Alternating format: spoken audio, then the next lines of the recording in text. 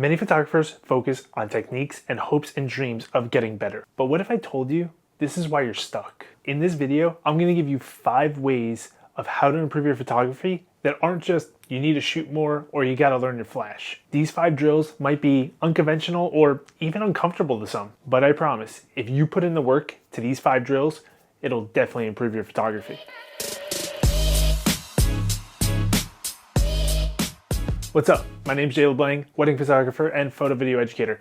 Now, if you look on the internet of how you can improve your photography, you're gonna find tons of different ideas. Most of them just say, get out there and use your camera more. And I've preached that in previous videos, but today I wanna give you 5 different ways to improve your photography that aren't just go shoot. It'll give you a purpose and something to shoot that'll actually improve in different areas of your photography. Make sure you stick around to number 5, which is my personal favorite way of pushing my photography to a new level, which doesn't really have much to do with photography. So let's jump right into number 1, and that's to find inspiration from others. Go online, go on social media, do a quick search of something that is related to photography, whether it's landscapes, portraits, black and whites, colors, new techniques, whatever it is.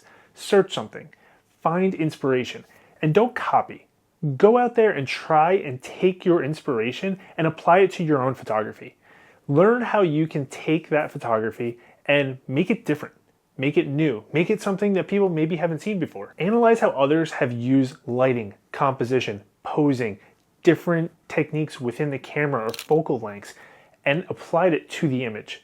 Then after you break it down, take that and try to apply it to your own pictures. Now remember, don't just go out there and try and make the exact same image because it's already been done. Try to apply the techniques that you've picked up from these different pictures and apply it to your own images. Listen, I know they say imitation is the sincerest form of flattery, but you know what? We're not trying to flatter other photographers right now. We're trying to show something to a client that might get us one more booking or one more job that we wouldn't have, by just showing them something a little bit different than the photographer that they talked to about shooting the exact same gig last weekend. So if you don't want to suck as much, give this a shot. Okay, maybe you've heard that tip before, but what about number 2? And that's to go and shoot a style that you've never shot before. Let's say you're a portrait photographer. That's all you shoot, that's all you want to shoot.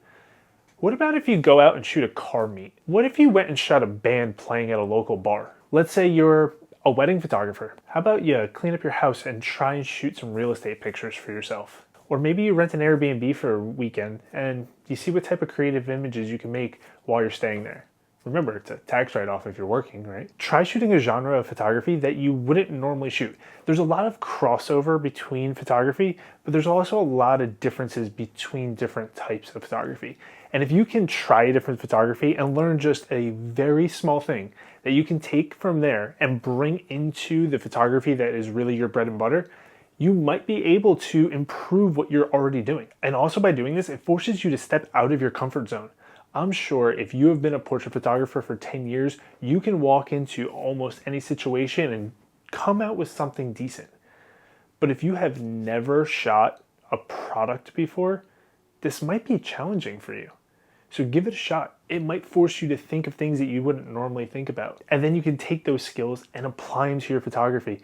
Because it's cool if you want to just keep shooting and doing the exact same thing forever. But if you want to get better, you're going to have to learn how to push those boundaries.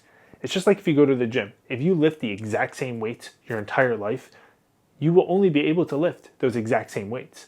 In order to get better, you have to push a little bit harder. You have to lift a little bit heavier. You have to run a little bit faster. And that's how we get better. We push our upper limits. And the same goes for photography. If you have ever tried a type of photography that isn't necessarily your bread and butter, it's a little bit outside of your comfort zone, drop a like down below. Because I want to know that you have pushed your boundaries before and you try to get better at something that you may not feel comfortable with. Now, number 3 is probably one of my favorite drills to do, and that's to set restrictions on yourself. Go out and shoot and only shoot with one lens, one focal length, maybe one shutter speed or one aperture the entire time you shoot. Or here's another fun one. Let's think back to the old days of shooting a film. Limit yourself to only 35 images. You have to go out and tell a story in 35 images. That's it. We only have one roll with us. We left the rest of them in our refrigerator at home. You can also limit yourself by shooting only at one location. Maybe you can't move your feet at all and you have to come up with a good image, or you can only shoot at one certain time of the day. The constraints force you to think creatively and adapt to those challenges. And speaking of shooting in bad lighting, number 4 is try shooting in bad lighting on purpose. Photography is all about lighting. Well, what do we do when we're faced with bad lighting? It's not always going to be perfect, ideal lighting situations. As a wedding photographer, very often I am forced to have to take my portraits of my bride and groom right in the middle of the day, especially when they do a first look because they get ready earlier in the morning. We have a ceremony and reception afterwards. So right in the middle of the day in the worst lighting is when we have to take those pictures. So how do we come out with good images still? Go out in the middle of the day. Shoot in bad, harsh midday sunlight. Go out at nighttime when it's super dark. Get creative with how are you going to come out with an image in next to zero lighting. Maybe we only have moonlighting, or maybe we're in a city and we have some street lights that we have to get creative with. Those harsh lights may not always be the most flattering, but how do we make a good image out of it still? This will force you to learn your camera settings and your posing to get creative with the hand that we were dealt. It really forces you to think creatively and problem solve. And that's really what photography is all about. It's creative problem solving. So what we're doing is we're giving ourselves the problem, and then we have to learn how to solve it. This way, when we face these problems, when we're actually shooting, we know how to overcome them, or we're already prepared for anything that might come our way. And last but not least, this might sound crazy, but to improve your photography, go shoot video. Now you might be saying, Jay, how does that improve my photography? Shooting video? What is that going to do for me?